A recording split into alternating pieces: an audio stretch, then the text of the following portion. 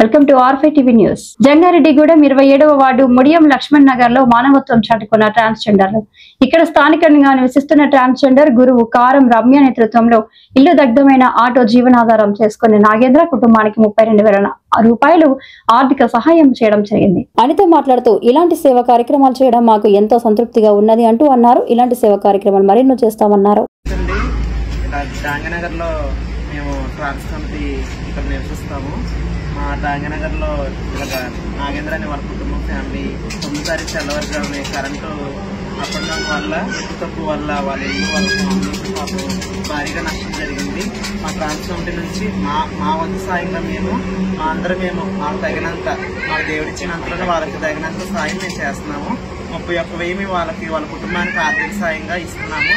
దీనివల్ల మాకు ఎవరి వల్ల ఏమీ కాదు, కాకపోతే మా కమ్యూనిటీ నుంచి మేము ఒక సాయం చేయగలగమని మేము ఇస్తున్నాం. 31,000 ఇస్తున్నామండి. ఆ తోచింది మేము ఇస్తున్నాం అమ్మ. మేమందరం కలిసి మా పిల్లలు మేమంతా కలిసి నాగేంద్ర కొంచెం ఇల్లు కాలేందుకు మేము మా తోచింది మేము ఇస్తున్నాం.